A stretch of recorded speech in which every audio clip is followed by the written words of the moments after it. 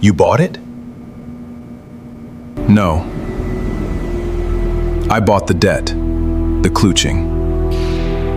The first time my father called me a failure, I was 17. The second time, I was 26, standing in his office, while my younger brother sat beside him, wearing the smile of a man who already believed the company belonged to him. The third time, I was sitting across from him as the owner of that same company. He didn't recognize me at first. 6 years had changed my face. But when I finally said, "Hello, Dad," the color drained from his face. He stood so quickly that his chair fell backward. "Daniel?" I said nothing. He stared at me as if I were a ghost. Then he looked at the documents in front of him. His company's debts. His company's loans. His company's assets. And finally, the acquisition agreement. His eyes stopped on the last page. "You bought it?" "No." I leaned back. "I bought the debt."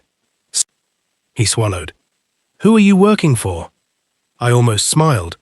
"You still don't understand." I pointed toward the signature at the bottom of the page. "I'm not working for anyone." My father stared at me. Then I said the words I had imagined saying for years. "Dad, you don't work here anymore."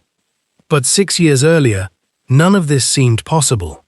Back then, I was simply the son my father had already decided wasn't good enough. And my brother Ethan was the golden child, the one who could do no wrong, the one who would inherit everything, the one my father believed would carry the family name. My father was about to learn that the son he rejected was the one who would eventually own everything he was trying to save. My name is Daniel Carter. I grew up in a family where success was measured in numbers. Revenue, profits, property, cars, connections. My father, Richard Carter, believed that a man's worth could be calculated by what he built, and he had built plenty. My grandfather started Carter Industrial Group with 1 truck and a rented warehouse. By the time my father took over, the company had grown into a regional industrial supply business, and by the time I was a teenager, it was worth more money than I could comprehend. Our family lived in a large house outside the city. We had a swimming pool, 3 cars, a private office for my father, and a dining room that was used mostly when important people visited. But despite having everything, there was one thing I never had. My father's approval. My younger brother Ethan had it. All of it. Ethan was 3 years younger than me. Where I was quiet, he was loud. Where I was cautious, he was fearless. Where I studied, he socialized. My father loved that. He loved the way Ethan could walk into a room full of strangers and somehow become the center of attention. At family gatherings, my father introduced him as my future CEO. I heard those words hundreds of times. At first I laughed. Then I started believing them. And eventually, they began to hurt. Because I loved the business too. I simply loved it differently.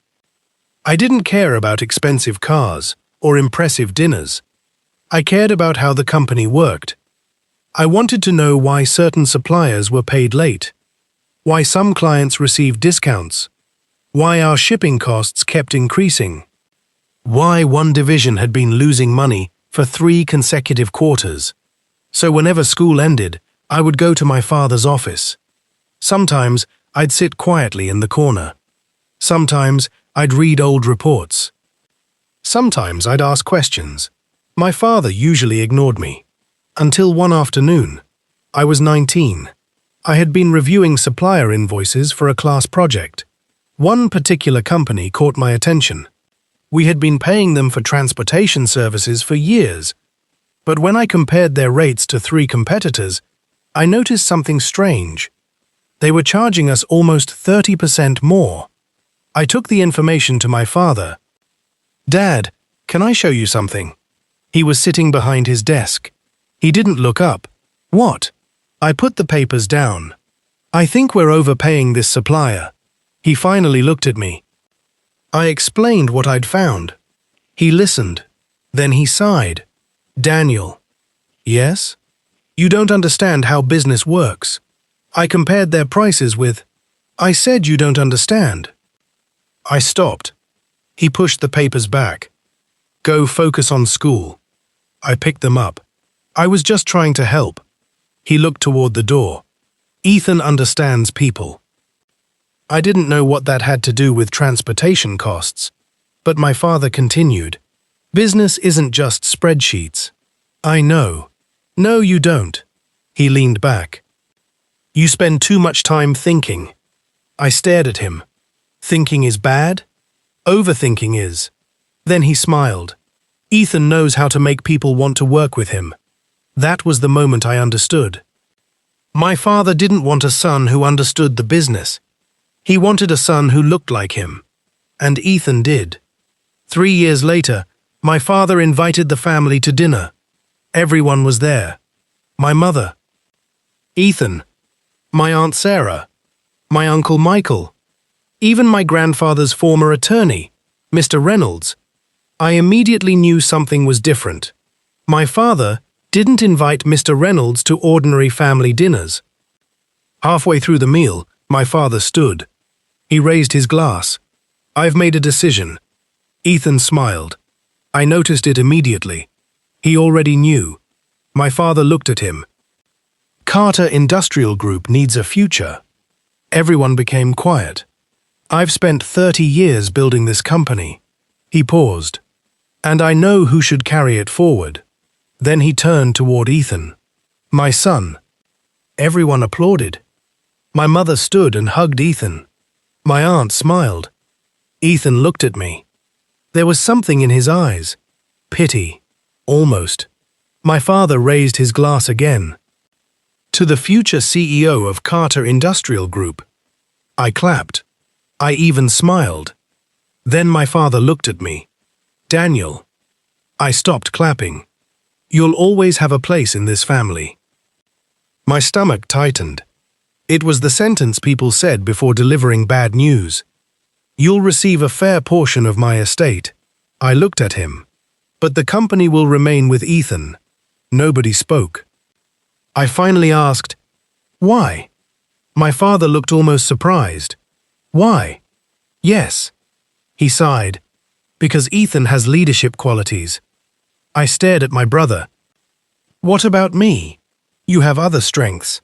What strengths? My father became uncomfortable. You're intelligent. I waited. You're responsible. I waited again. But, there it was. But you're not a natural leader. Ethan smiled. I looked around the table. Nobody defended me. Not even my mother. My father raised his glass. Family is about knowing where everyone belongs. I looked at Ethan. He leaned closer. Don't worry, Daniel, he whispered. You'll always have a place here. I understood exactly what he meant. He would own the company. I would work for him. 3 months later, my father called me into his office. Ethan was sitting beside him. There was a document on the desk. What is this? My father said, a restructuring agreement. I picked it up. It transferred my remaining shares to Ethan. I looked up. Why? Ethan needs controlling interest. You already decided he's taking over. Yes? Then why do I have to give him my shares? My father sighed. Because it will simplify things. I looked at Ethan. Did you ask him to do this? Ethan smiled. Don't make this personal. It's my family. It's business. I turned back toward my father. I'm not signing. His expression changed. Daniel. No. He stared at me. You've always been difficult. I couldn't believe what I was hearing. I've spent years trying to help this company. And I've spent years telling you to stop interfering. I wasn't interfering. You were questioning decisions. Because some of them were bad. The room went silent. Ethan laughed. My father stood. Enough. I realized then that he wasn't angry because I was wrong. He was angry because I had challenged Ethan. And Ethan was the son who wasn't supposed to be challenged. My father pointed toward the door. "If you can't support your brother, you don't belong here." I stared at him. "You're firing me, if that's what it takes." I slowly removed my access card. I placed it on his desk. Then I looked at my father. "You'll regret this." He smiled. "I won't." I walked out. I didn't say goodbye to Ethan. I didn't say goodbye to my mother.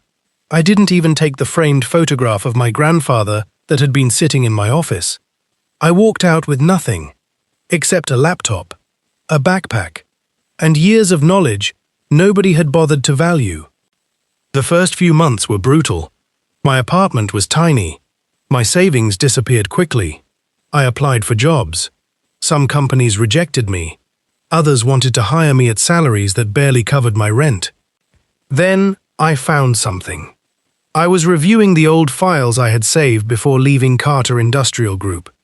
I wasn't trying to sabotage my father's company. I simply wanted to understand what had happened. And then I noticed it. The supplier I had warned my father about years earlier. They were still being paid 30% above market rates. But that wasn't the worst part. The company had accumulated enormous debt. My father had taken loans against future contracts. Ethan had signed several expensive agreements. 2 major customers were preparing to leave. The numbers didn't make sense. The company was making money, but it was losing cash. That distinction was going to destroy them. I stared at the spreadsheet. For the first time, I understood how serious it was. Carter Industrial Group wasn't healthy. It was surviving, and Ethan was spending money as though nothing could ever go wrong. I could have called my father. I didn't, because I finally understood something. He didn't want my help. He wanted my obedience. So I stopped trying to save him. Instead, I decided to build something of my own. I started a logistics company. I had no investors, no fancy office, no employees, just me. I rented a tiny room above a mechanic's shop. My first desk was second-hand. My first computer was one I had owned since college. My first client paid me 2 weeks late. But I didn't care. For the first time, nobody could tell me what I was capable of. Every problem was mine. Every success was mine. Every failure was mine. I worked 18 hours a day. I learned everything I could: supply chains, procurement, transportation, warehouse management, automation, international contracts.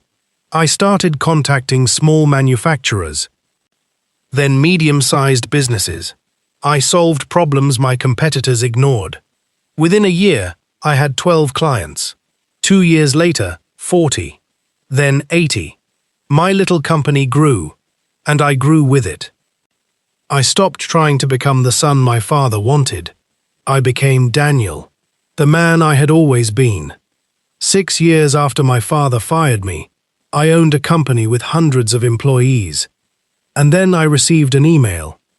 The subject line contained 4 words: Carter Industrial Group, acquisition opportunity. I stared at it.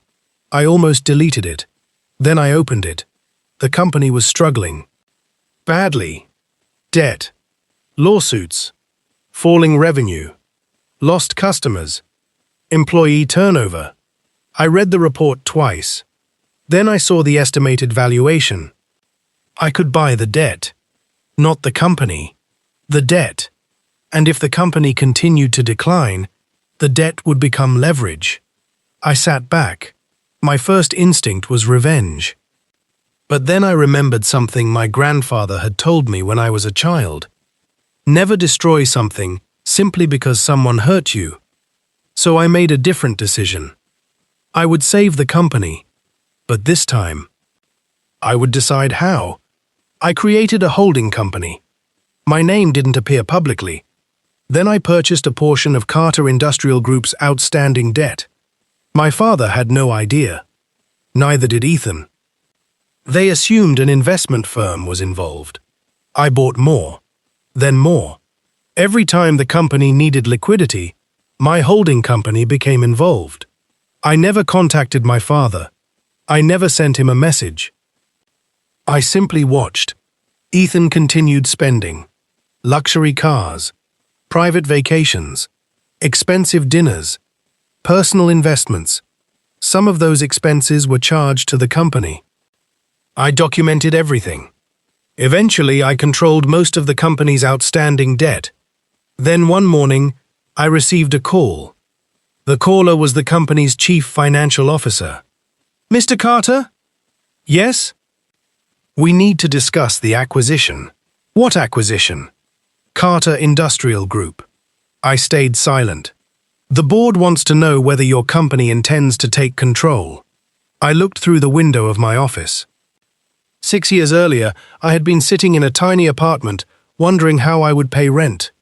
Now I was being asked whether I wanted to take control of the company my father had denied me. I answered, yes. The CFO hesitated.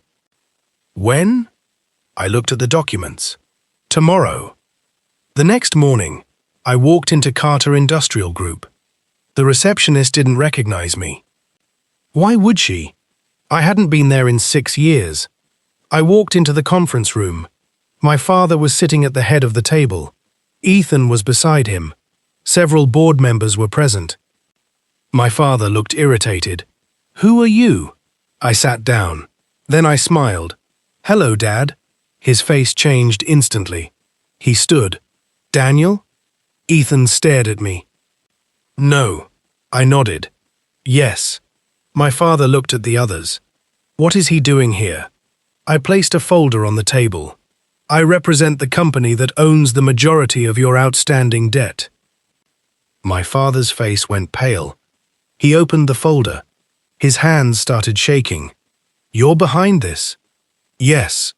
He looked at Ethan, then back at me. "Why?" "Because your company was failing." He shook his head. "You're lying." I opened another folder. "Here are your last 4 years of financial statements." I slid them across the table. "Here are the supplier contracts." Another folder. "Here are the supplier contracted personal expenses." Another. "Here are the bank transfers." Ethan suddenly stood. "This is ridiculous!" I looked at him. "Sit down." He froze. My father looked at me. "You can't speak to your brother like that." I almost laughed. 6 years ago, you told me I didn't belong here." He looked away. "I was wrong." "No." I shook my head. "You weren't wrong because you didn't know what I could become." I leaned forward. "You were wrong because you never bothered to find out." Ethan tried to defend himself. "You think you're better than me?" "No." "Then why are you doing this?" "I'm not doing anything to you." I pushed the financial documents toward him. "You did this." He stared at the numbers. "You spent company money. So did Dad." My father looked at him. "What?" Ethan became quiet. I turned toward my father. "That's why I didn't expose everything." My father looked confused. "I could have destroyed both of you." He stared at me. "But I didn't." "Why?" "Because employees don't deserve to lose their jobs because of our family." Silence filled the room. Then my father asked the question I knew was coming. "What do you want?" I looked at him. "The company." He stared at me. "No. You can't stop it. This is my company." I smiled. "That's what you used to tell me." He looked down. I continued. "I'm offering you a way out." I placed 3 documents on the table. First, the company gets new leadership. My father looked at me. "You?" "No." He looked surprised. "I'm appointing a professional CEO." Then I pointed to the second document.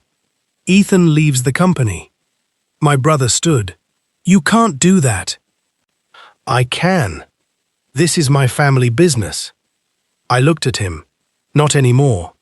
My father stared at me. "He's my son." "So am I."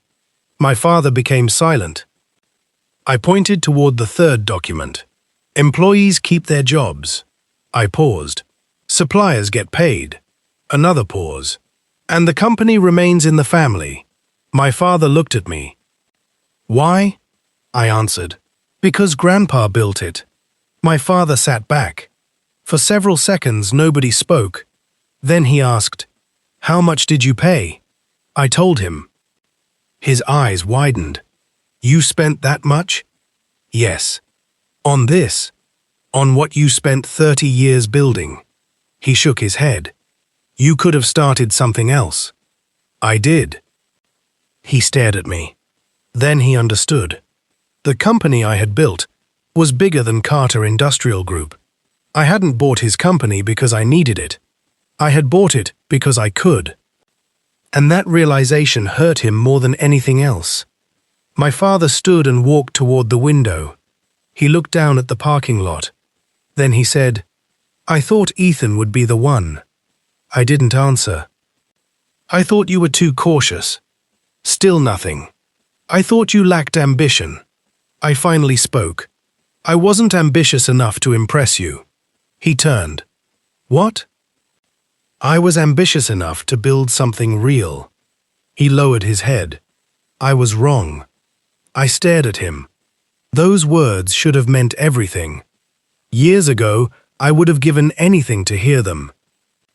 But now, they didn't have the power they once had. My father walked back toward the table. "I should have believed in you." I nodded. "Yes." He swallowed. "I should have listened." "Yes." "I should have treated you like my son." I looked at him. "Yes." He sat down. Then he whispered, "I'm sorry." For years I had imagined this moment. I imagined myself screaming. I imagined telling him how much he had hurt me. I imagined walking away. But when the moment finally arrived, I simply said, "I forgive you." He looked surprised. "But I won't go back." He nodded slowly. "I understand." The following week, the acquisition became official. Carter Industrial Group had a new owner, me. The company my father had promised to Ethan now belonged to the son he had once called a failure. Ethan left. He tried starting 2 businesses afterward. Neither survived. I never interfered. My father stayed around for a few months as an advisor, but eventually he retired. Before leaving, he asked me to meet him at the old office, the same office where he had fired me. He was sitting behind the desk. The room looked exactly the same. I stood in the doorway. He smiled. "You remember this?" "Every detail." He nodded. "I remember telling you that you didn't belong here." I smiled.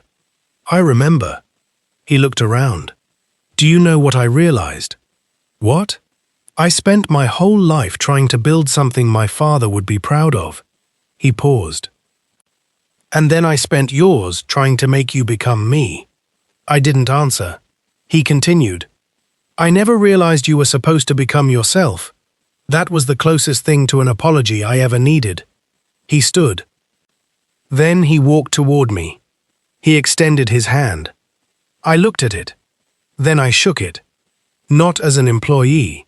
Not as the rejected son. Not as the little brother standing behind the golden child. But as an equal. Epilogue. What my father never understood. Today, Carter Industrial Group is stronger than it has ever been. We kept most of the employees. We rebuilt the company. We paid the debt.